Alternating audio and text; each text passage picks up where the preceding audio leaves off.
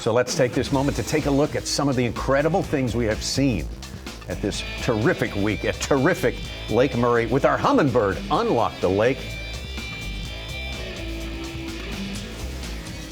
Yeah, Tommy, let's jump right in with our top 5 guys. We saw a lot of different strategies this week, Mark Zona, but these guys found a way most of the time in the morning, but some guys had big afternoons. Your top 5 for the tournament. Yeah, and that was really the theme of this. When we opened up this tournament, we said, who can unlock an all-day long bite? Well, one of those anglers from Wisconsin, Shakur, would start off in the morning catching schoolers, typical Lake Murray 101. Topwater bait and a soft plastic jerk bait.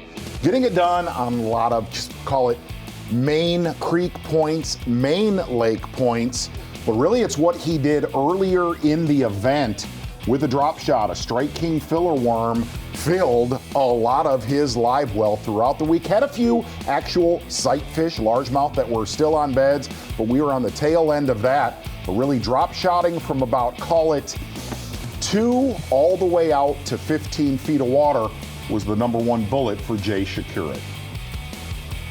Shakur, a former Rookie of the Year, superbly consistent all week long, as he usually is at big tournaments. He's really showing up across the country, whether it's Grand Lake, Lake Murray, up north, down south. Not a lot of holes. No.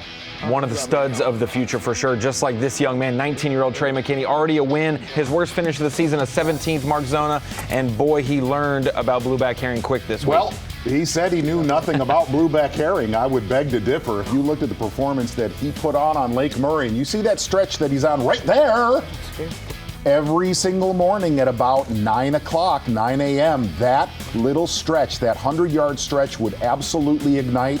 Fishing a riser-style bait like that right there, backing it up with a soft plastic jerk bait, kind of alternating between pearl and very, very bright target chartreuse. Trey McKinny, watch this right here, gang. Oh, hello. Yeah, bing bong peekaboo. High Right catch of the year nominee. Absolutely. Great camera work by our crew this week from the air and from the boat. Well, if Trey McKinny didn't know a lot about herring lake, sure looks like he learned a lot. His, well, second or third time around is what he told us. Another rookie lighting it up this year is this young man right here, JT Tomkins. Exactly, and looking what JT Tomkins did. Here's what's weird. A lot of your leaders absolutely climbed on him early in the morning. JT Tomkins said, no, that's the slowest time of day. And you could tell he is a roommate with Trey McKinny, throwing a riser style, but hard bait backed up with a chartreuse soft plastic jerk bait. Main lake points and main lake humps. When we got to see his feed of his electronics, to see depth, bait positioning, and the structure, he was off one of those elongated points. It had grass growing deeper, and he was really in that 10 to 12 foot range where we've seen a lot of these guys fish in the 5 foot or shallower. So maybe that is one inclination of why the afternoon voted better for him. Cody Huff came out here 3 years ago, a lot of high expectations. Took a little while to get things up and going, but now he is really coming into his own here. And what a tournament he has had here at Lake Murray. Absolutely right, Tommy Sanders. That's me. Exactly. Throwing a new topwater bait from Rapala Jowler. And it was the last day of this tournament where absolutely that spot ignited right around Deer Island State Park. Topwater bait, a riser bait. Looking at what Cody Huff did, very eerily similar to what goes on Table Rock Lake. Maybe not this shallow, but fish that just chase forage.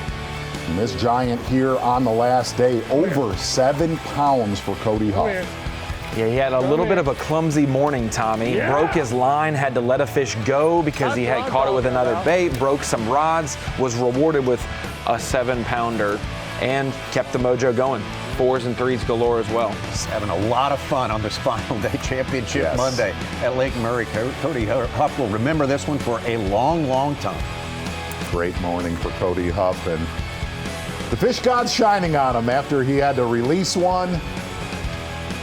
Catching that great big fish. Great tournament. Had a slow second day, only about 13 pounds, but the rest of the tournament, every single day, over 20-pound average. And we got to see him on that day too. He would not even be here if it wasn't for a late day wake bait catch with about 15 minutes left before checking in. That 4-pounder kept him suitable weight to survive and make it to championship Monday. From the very first hour of this tournament, though, has been all about this person right here. Patrick Walters, one of our top elite guys, showing why he sits in that position. Good.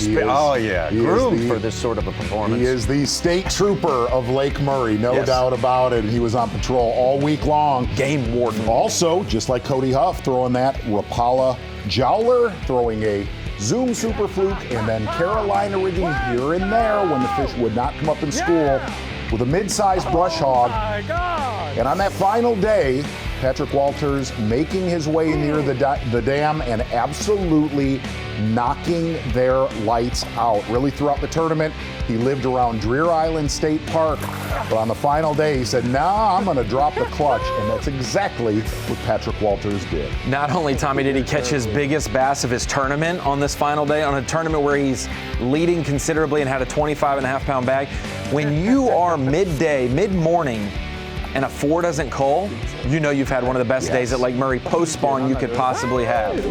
Most of these days he's felt a need to just go ahead and relax for the remainder of the day. No stress on him, our man of the hour, man of the day, man of all 4 days, Patrick Walters, and that is your Humminbird Unlock the Lake.